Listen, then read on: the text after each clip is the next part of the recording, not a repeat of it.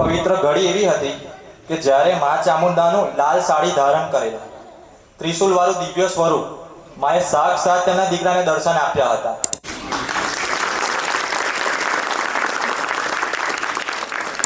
મારી કુળદેવી મને આશાપુરામાં બતાવી હતી. અમારા વડવા ચામુંડમાને માનતા હતા. માતાજીએ મને આશાપુરામાં જાહેર કરી. આશાપુરા માનેથી બેસાડ્યા છે. 9 મહિના થઈ ગયા. આવતા મહિને મને 1 વર્ષ થશે. મારા ઘરમાં ઘણો ફરક પડી ગયો. સત્યના રસ્તે જવું, સારા કર્મ કરવા, સત્ય બોલવું. સત્યના રસ્તે જાઓ ને અને આવી સાત્વિકતા પાડો ને, તારે મારા જેવી ચામુંડા રાજી થઈને આવું પ્રવચન કરતી હોય. મારે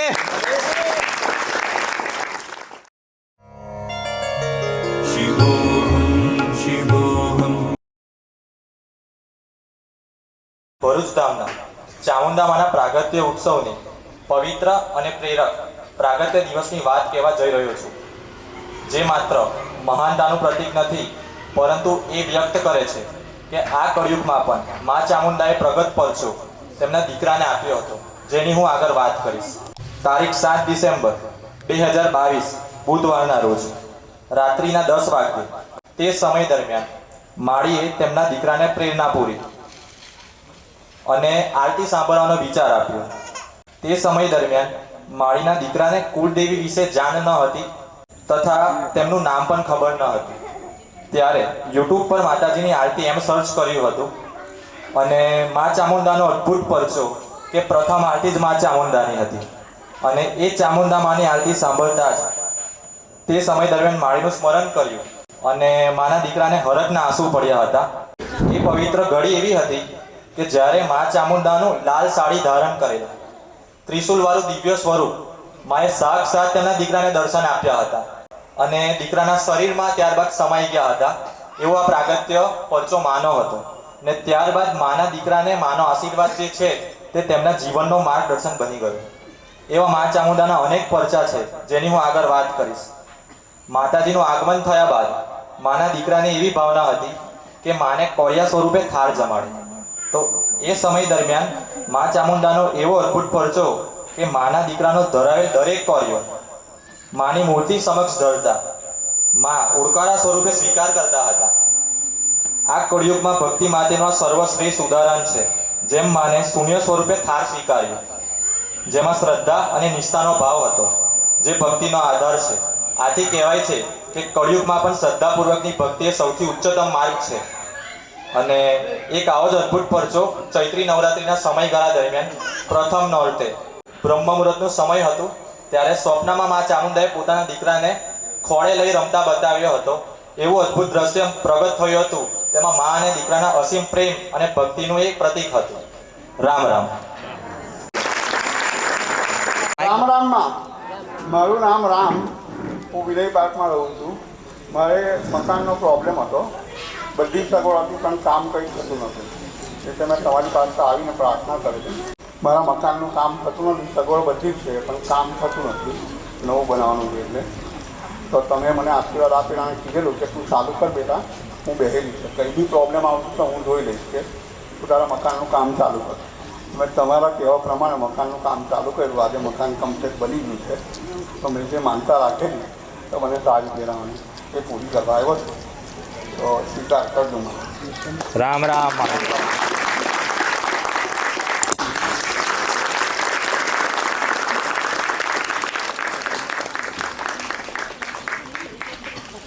પહેલી વાર તો હું જ આવી હતી એકલી.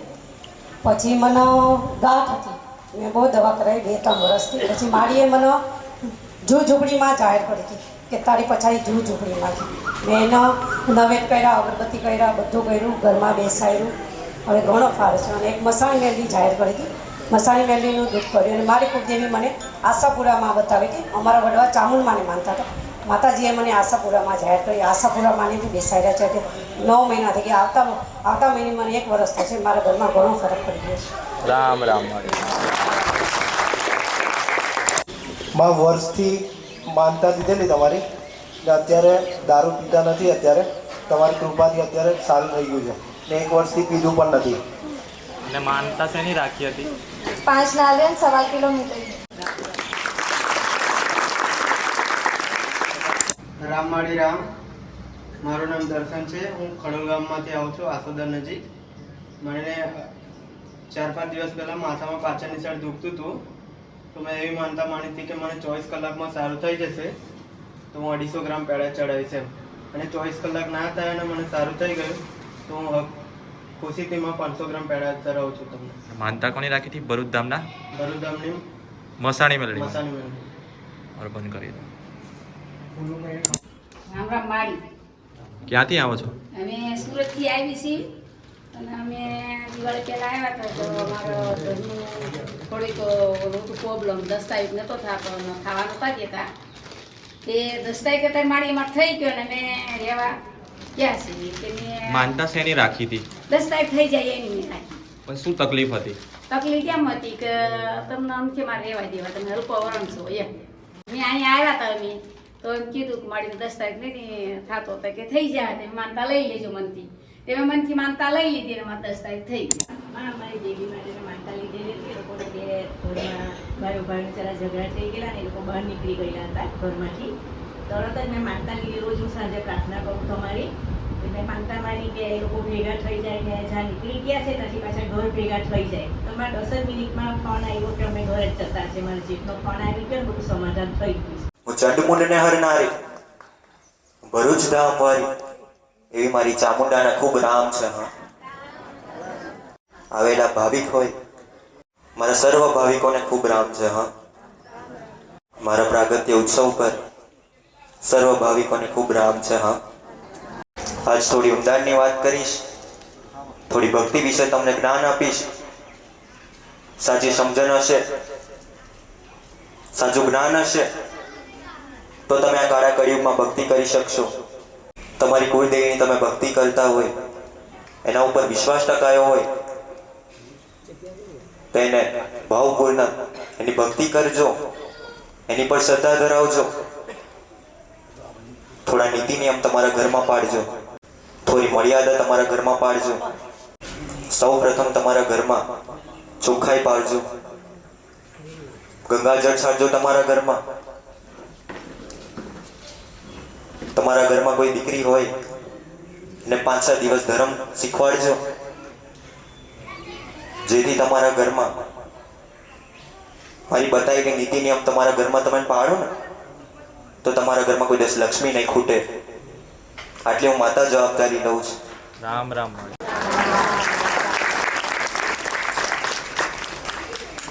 તમારા ઘરમાં તમે થોડા ચોખ્ખા નીતિ નિયમ પાડો, તમારા ઘરમાં થોડી મર્યાદા જાળવી રાખો અને તમારી કુળદેવીની ભક્તિ કરો તો કંઈકના પ્રશ્ન હશે કે મારી ભક્તિ કરવાથી શું મળે. તો તમારી ઘરમાં તમારી કુળદેવીને તમે દીવો કરો ને અને એની ભક્તિ કરો ને તો તમારા ઘરમાં સુખ શાંતિ અને સમૃદ્ધિ આપે તમારી કુળદેવી. તમારા ઘરમાં એક શાંતિનું વાતાવરણ ઊભું કરે તમારી કુળદેવી. અને તમારા ઘરમાં તમે કુળદેવીની જો કદાચ ધ્યાન રાખ્યું હોય ને તમારી કુળદેવીનું, ત્યારે તમારા ઘરમાં તમારી કુળદેવી કૃપા કરતી હોય તમારા ઉપર. એટલા માટે બધાએ ભક્તિ કરવી જરૂરી છે આ કળિયુગમાં. તમે તમારા ઘરમાં ચોખ્ખાઈ નથી પાડતા ને એટલે તમે દુઃખી થાવ છો. એક મનુષ્યનો ઉદ્દેશ્ય હોય ધર્મ, અર્થ, કામ અને મોક્ષ. એક મનુષ્યનો ઉદ્દેશ્ય હોય છે અને મનુષ્યના અંદર જો આટલા થોડા ઘણા ગુણ હોય ને, સાત્વિકતા, સદભાવના, સત્યના રસ્તે જવું, સારા કર્મ કરવા, સત્ય બોલવું, સત્યના રસ્તે જાઓ ને અને આવી સાત્વિકતા પાડો ને તારે મારા જેવી ચામુંડા રાજી થઈને આવું પ્રવચન કરતી હોય.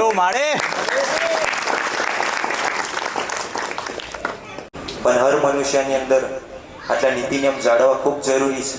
તો તમે તમારા ઘરમાં એક શાંતિનું વાતાવરણ ઊભું કરી શકો.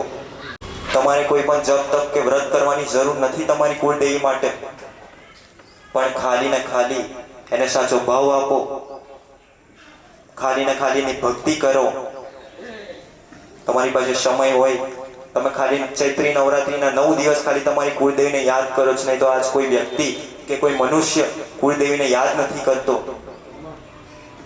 એટલા માટે તમે દુઃખી થાઓ એટલે તમારા ઘરમાં દુઃખ આવે છે.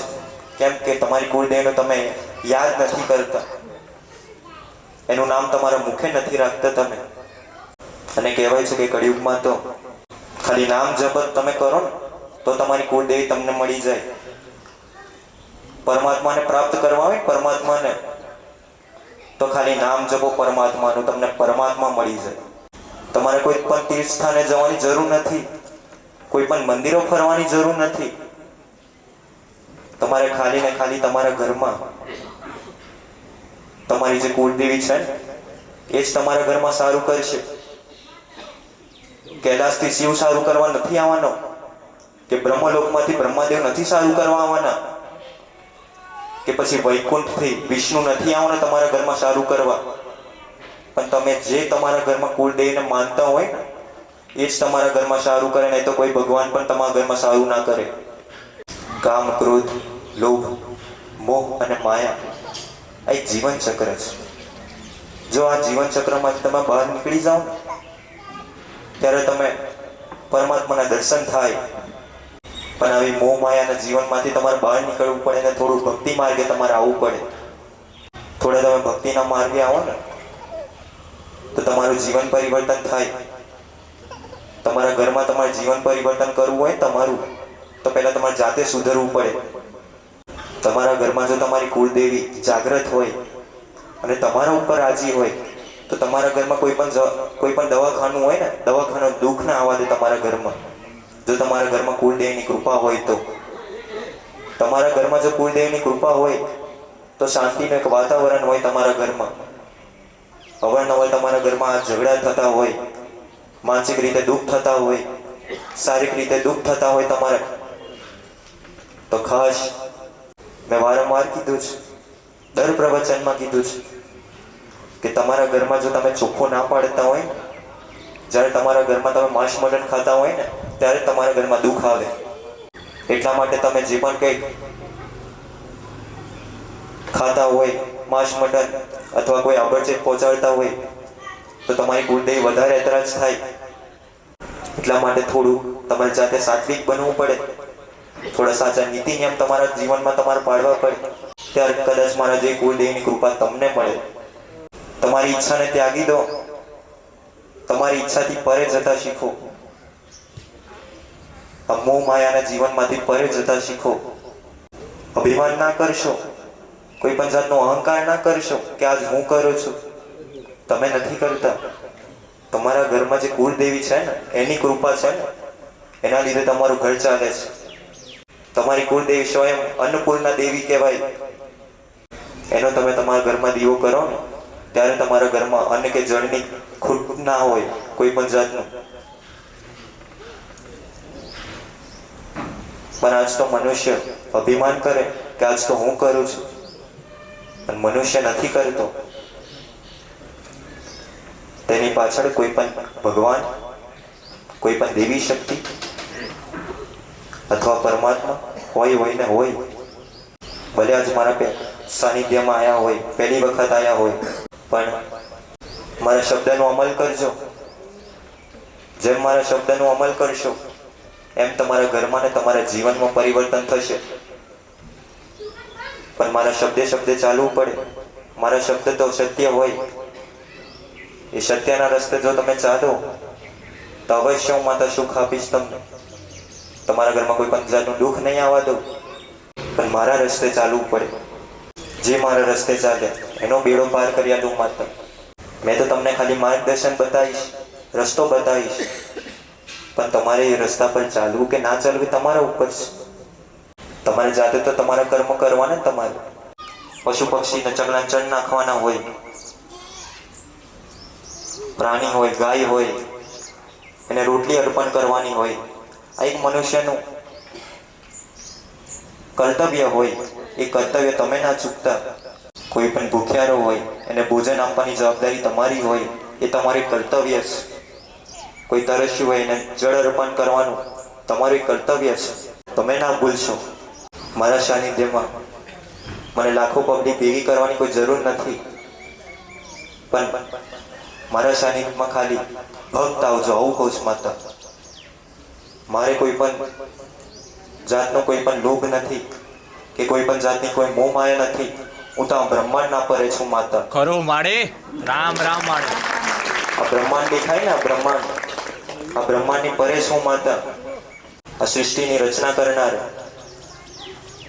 આ પૃથ્વીની રચના કરનાર. અને કદાચ આ જ દેવી શક્તિને તમે કામ સોંપતા હોય ને, તેવું તમારાથી કામ સોંપાય ના. કારણ કે એક માને ખાલી તમારા પ્રેમની જરૂર છે. એને કોઈ પણ જાતના શ્રીફળ, ચુંદડી કે અગરબત્તીની જરૂર નથી. એને કોઈ પણ જાતના નિવેદોની જરૂર નથી. પણ ખાલી ને ખાલી તમારો ભાવ જરૂરી છે. તમારી અંદર જો સાચી ભાવના હશે તો તમારા ઘરમાં તમારી કુળદેવી તમારા ઘરમાં તમારે સારું કરશે. તમારે કોઈ પણ જાતના મંદિરે ફરવાની જરૂર નથી. જ્યારે તમે કોઈ પણ જાતના મંદિરે જાઓ ને, કોઈ પણ જાતના મંદિરે જાઓ, કોઈ પણ તીર્થ સ્થાને જાઓ અને ત્યાંથી કોઈ પણ જાતના તમારા ઘરમાં તમે ફોટો લાવો ને, તો તમારી કુળદેવી નથી ગમતું. કારણ કે તમારા ઘરમાં તમારી કુળદેવી તો છે જ, અને તમે જ્યારે બીજી માતા લાવો ને ત્યારે તમારા ઘરમાં દુઃખ આવે. એટલે ખાસ બધે જવાનું વાંધો નહીં, પણ ત્યાંથી કોઈ પણ જાતની વસ્તુ નહીં લાવવી, કોઈ પણ જાતનો ફોટો નહીં લાવો, નહીં તો તમારા ઘરમાં દુઃખ આવશે. આજ વસ્તીના મનમાં ખાલી એક જ છે કે ખાલી કુળદેવી હોય આપણી. પણ જેમ રાજા વિક્રમ હતો, તો હવે જો રાજા વિક્રમ હોય એ રાજા હોય કહેવાય. હવે જો એ રાજા એ કોઈ પણ જાતને કોઈ વસ્તી હોય અને એને સારું કરવું હોય એની વસ્તીનું, તો શું એ રાજા વિક્રમ જાતે જ હતો? ના, એના કોઈ પણ જાતનો પ્રધાન હોય ને એને મોકલે કે જા આનું આટલું કરી દે છે. રાજા વિક્રમ સ્વયં કોઈ દિવસ જતા નહોતા કોઈ પણ જાતનું કાર્ય કરવા. એવી રીતે તમારા ઘરમાં જો કુળદેવી હોય ને, એ તમારો રાજા કહેવાય, કુળનો રાજા. એ કોઈ દિવસ કામ કરવા જાય ના, પણ તમારા વડીલોએ ક્યાંક કોઈ દેવી શક્તિને પૂંજી હોય, એ દેવી શક્તિનો પેઢીમાં તમને લાગે, એના કારણે તમે દુઃખી થતા હોય, એ તમને ખબર ના હોય કઈ દેવી શક્તિ છે, એના કારણે તમે દુઃખી થાઓ. એટલે તમે બહાર ફરો છો. ખાલી તમારી કુળદેવી ના હોય, એના સાથે પ્રધાન દેવ હોય, એના પેઢીની માતાઓ હોય, જ્યાં લગીને એનું નહીં કરો ને ત્યાર લગીને તમને કોઈ પણ જાતનો સાચો રસ્તો નહીં મળે. એટલા માટે તમારા ઘરમાં કોઈ પણ જાતની પારકી માતા લાવી નહીં. અને તમારા ઘરમાં જે હોય ને એની ભક્તિભાવપૂર્વક પૂજા કરવી, એની સેવા કરવી, એની કૃપા હેઠળ પહોંચવું હોય ને, તો પહેલાના ઋષિઓ ખબર ને, ઋષિઓ હોય અથવા રાક્ષસ હોય, એ જ્યારે તપ કરતા ને ત્યારે એમને કદાચ કોઈ વરદાન મળતું, કોઈ ભગવાન પાસેથી, કોઈ પરમાત્મા પાસેથી. આજ કોઈ પણ જાતનું તપ કરવાની જરૂર નથી તમારે. ખાલી ને ખાલી જે ભગવાનને માનતા હોય ને એનું નામ તમારા મુખે રાખો. મારો ભગવાન 100% સ્વીકાર કરશે તમારી જે પણ કંઈક ઈચ્છા હશે ને તે. પણ વારંવાર કહું છું કે ઈચ્છાથી પરે જતા શીખો. કામ, ક્રોધ, લોભ, મોહ, માયા આ જીવન ચક્રમાંથી બહાર નીકળતા શીખો. આનાથી પરે જતા શીખો. ઘણું બધું છે. જો આનાથી તમે બહાર જશો ને ત્યારે તમારે પરમાત્માના દર્શન થાય. પણ એક મનુષ્યની અંદર જો સાત્વિક ગુણ હોય, મારા રામ જેવા થોડા ઘણા ગુણ હોય તમારા અંદર, તો હું માતા આવું કહું છું કે જો તમે રામ જેવા બની જાઓ ને, રામ જેવા સાત્વિક ગુણવાળા બની જાઓ ને, તો હું હનુમાનજી જેમ પાછળ રહેવાવાળી માતા છું. જેમ અર્જુન હતો એની પાછળ કૃષ્ણ ભગવાન હતા, એને માર્ગદર્શન બતાવતા હતા, એની રક્ષા કરતા હતા, એમ હું માતા તમારી રક્ષા કરું છું. તમે એવા સાચા ભક્ત બની જાઓ મારા, તો ભલે મારા આશીર્વાદ છે. હા, રામ રામ માળે. રામ રામ. મારી વાતો તો ઊંડાણની જ. જે સમજે એ સમજે, પણ જે સમજે ને એનો જ બેડો પાડ થાય, નહીં તો બધા ભટકે જ. મારો એક બોલ હતો પહેલાનો કે એક દેવી શક્તિનો અધ્યાય પણ માતાનો આવશે. આજ નહીં પણ ભવિષ્યમાં એક દેવી શક્તિનો અધ્યાય હું માતા લાવીશ. એ દેવી શક્તિનો અધ્યાય જો તમે એનું જ્ઞાન પ્રાપ્ત કરશો ને તો તમારું જીવન પરિવર્તન તો થશે જ. પણ એ દેવી શક્તિનો અધ્યાય મુખ્ય એ જ છે, એનો ઉદ્દેશ્ય કે તમને મુક્તિના માર્ગ તરફ લઈ જાય. તમારું જે પણ કંઈક દુઃખ હોય એ તમારા કુળદેવીના શરણે જ છે.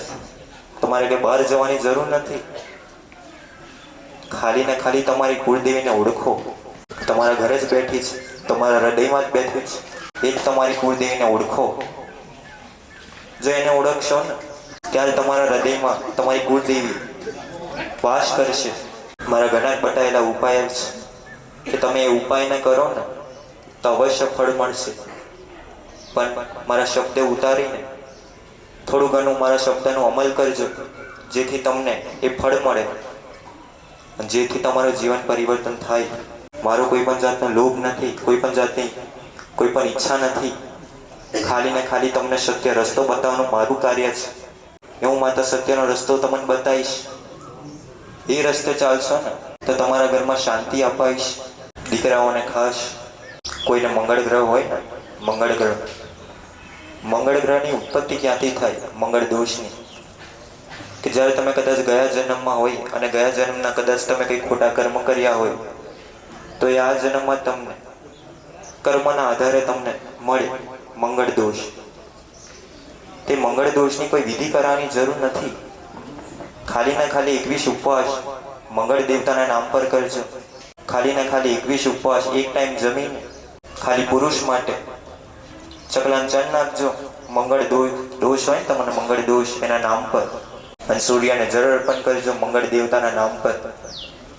અને જો તમારો મંગળ દોષો માતા ના ઉતાર્યા ને તો હું ચામુંડા મટી જાઉં. બધાના કર્મ જ નડતા હોય. મનુષ્ય જો કદાચ કોઈ ભૂલ કરે ને એ જ એમને નડતું હોય બધું. એટલા માટે કોઈ પણ જાતની ભૂલ ના કરશો, કોઈ પણ જાતના ખોટા કર્મ ના કરશો. અહંકાર અભિમાનને ત્યાગો. કુળદેવીની પ્રાપ્તિ કરવી હોય ને, પરમાત્માની પ્રાપ્તિ કરવી હોય ને તો અહંકાર અભિમાન છોડવું પડે અને એ પરમાત્માના શરણે જતું રહેવું પડે. ત્યારે કોઈ પણ જાતના ભગવાનની પ્રાપ્તિ થાય તમને. પણ આજ તો ભગવાન કોઈને જોતા નથી. આજ તો પૈસા જોઈએ છે. આજ પૈસાને ભગવાન માની દીધા તમે. આજ પૈસા પાછળ ભાગો છો. પૈસાનો એક મોહ છે. પૈસા તો તમારી પાસે આજે રહેશે, કાલે રહેવાના નથી તમારા પાસે. એ જ પૈસા. પણ જો તમારા ઘરમાં તમે કુળદેવીને માંગી હોય ને તો એ જ કુળદેવી તમારા ઘરમાં કોઈ દિવસ લક્ષ્મી ના ખૂટવા દે.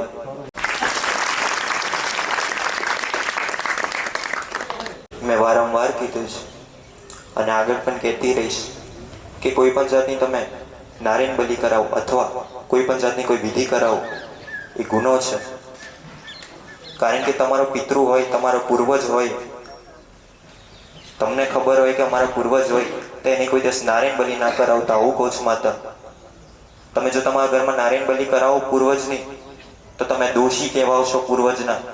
એનું કારણ છે કે કોઈ મનુષ્ય હોય, મનુષ્યના કદાચ જીવ જતો રહ્યો હોય ત્યાર પછી મારા ભગવાન પાસે જાય અને એને પૂર્વજની યોની મળતી હોય, પિતૃની યોની કહેવાય છે ને, એ પિતૃની યોની મળે ને અને જ્યારે એની વસ્તી કદાચ એને માને ના ને ત્યારે વસ્તી શું કરે? નારાયણ બલિ કરાવે. ત્યાર પછી પિતૃ મારા ભગવાન પાસે જાય, શંકર પાસે જાય, રામ પાસે જાય. શંકર ભગવાન એમ કે તું એટલો પુણ્યશાળી આત્મા નથી કે હું તને મોક્ષની પ્રાપ્તિ આપું. તું જા તારા કદાચ તારી વસ્તી તને ભક્તિ કરે કે ના કરે, પણ તું આ મનુષ્ય અવતારમાં આ પૃથ્વીમાં જઈને ભટકજે અને એ વસ્તીના ઘરમાં દુઃખ નાખજે. જો તને માને તો ઠીક છે, નહીં તો આવી રીતે ભટક્યા કરજે.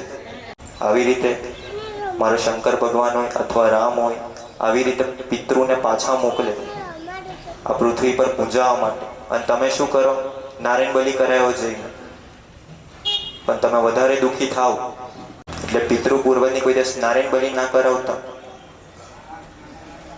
કોઈ પણ સ્ત્રી હોય એ સતી બની જાય, જેને શિકોતર માતા કહેવાય. કોઈ પણ દાદી સ્વરૂપે, કોઈ પણ બાઈ સ્વરૂપે, કોઈ પણ બાળ સ્વરૂપે તમને ક્યાંક ને ક્યાંક છેડો લાગતો જ હોય શિકોતરનો. તમે એની જઈને તરપત વિધિ કરી આવો પણ એ ગુનો છે તમને ખબર નથી. એ ભૂલ કહેવાય. એ આ પૃથ્વી પર આ સૃષ્ટિમાં પૂજાવા આવી હોય અને તમે એને જઈને કોઈ પણ વિધિ કરાયા એટલે તમારા ઘરમાં દુઃખ આવતું હોય. એટલે કોઈ પણ જાતની વિધિ કરાવી નહીં તો તમે વધારે દુઃખી થશો. તમને આજ લગીને કોઈ સત્ય રસ્તો બતાવ્યો હોય કે ના બતાવ્યો હોય, પણ હું તમને બતાવું છું એ સત્યના રસ્તે જજો તો તમને અવશ્ય મારી કૃપાને આશીર્વાદ હેઠળ હું પહોંચાડી આપીશ તમને. એમાંય હું માતા તમારી મદદ કરીશ. તમારી કુળદેવીની પ્રાપ્તિ કરવી હોય ને તો પણ એક મનુષ્ય સંકલ્પ લેવો પડે. કોઈ પણ એની ખોટી આદત હોય, આજ મારા સાનિધ્યમાં આવ્યા હોય, કોઈને ખોટી આદત હોય અથવા કોઈને વ્યસન હોય, એ વ્યસન છોડવું હોય તો મારા સાનિધ્યમાં મને કહેતા નહીં. ખાલી તમારા મનમાં સ્મરણ કરજો. અને જે તમારી કોઈ પણ જાતની ખોટી આદત હોય એ ના છોડાયેલું ને તો હું ચામુંડા મટી જાઉં.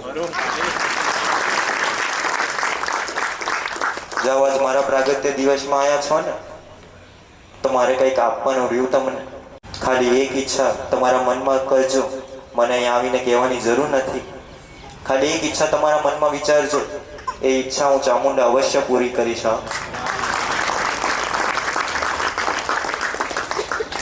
ભલે મારા આશીર્વાદ છે. હા, હું જ ચંડિકા, હું જ કાલી, હું જ મહાકાલી, હું જ દુર્ગા, હું જ અંબિકા, હું જ ચામુંડેશ્વરી, હું જ સિદ્ધેશ્વરી. મારા અનેક સ્વરૂપ છે. તમે મને કયા સ્વરૂપમાં ઓળખો છો? હું બધા સ્વરૂપમાં હાજર છું. તમે જે સ્વરૂપમાં યાદ કરશો એ સ્વરૂપમાં હું માતા હાજર થઈશ. તમે મને કયા સ્વરૂપમાં ભક્તિ કરવી છે, હું બધા સ્વરૂપમાં હાજર છું. મારી પાસે કોઈ શાસ્ત્રનું જ્ઞાન નથી, કોઈ પણ ઇતિહાસો કે કોઈ પણ પુરાણોનું જ્ઞાન નથી મારા પાસે. આ મન ચામુંડાનું સ્વયં જ્ઞાન છે. કોઈની પાસેથી જ્ઞાન લીધું નથી. અમારું સ્વયં જ્ઞાન છે. અને આવનારા સમયમાં મારો બોલ છે કે દેવી શક્તિનો અધ્યાયનો એક પુરાણ હું માતા કાઢીશ. જે પુરાણ વાંચશે, જે પુરાણના શબ્દનો અમલ કરશે એને અવશ્ય હું માતા મુક્તિના માર્ગ સુધીને લઈ જઈશ. આજ કોઈને ભાગ્ય ખબર હશે કે મુક્તિ કોને કહેવાય, મોક્ષ કોને કહેવાય, ભાગ્ય ખબર હશે. પણ મુક્તિના અને મોક્ષના દ્વાર પર પહોંચવું હોય ને તો મારા જેવી ચામુંડાની તમને જરૂર પડશે. તમને ખબર હોય કે ના ખબર હોય, પણ આ સૃષ્ટિ, આ ધરતી એક શેષનાગ ઉપર છે. એ શેષનાગની ધરતી ઉપર તમે જે શેષનાગની ચોખ્ખી નીતિ નિયમ તમે ના જાળવો ને ત્યારે શેષનાગને તમારા ઘરમાં શ્રાપ આપે. એ જ શેષનાગ.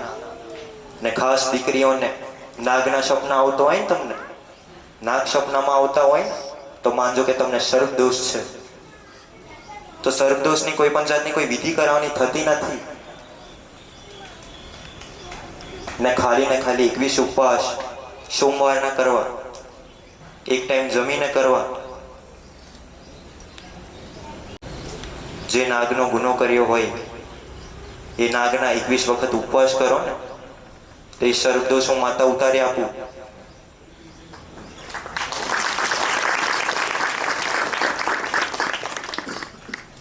ખાલી મન માતાને આગળ રાખીને ઉપવાસ કરજો. એક ટાઈમ જમીને કરવાના. થોડું ચકલાને ચણ નાખજો એ શેષનાગના નામ પર.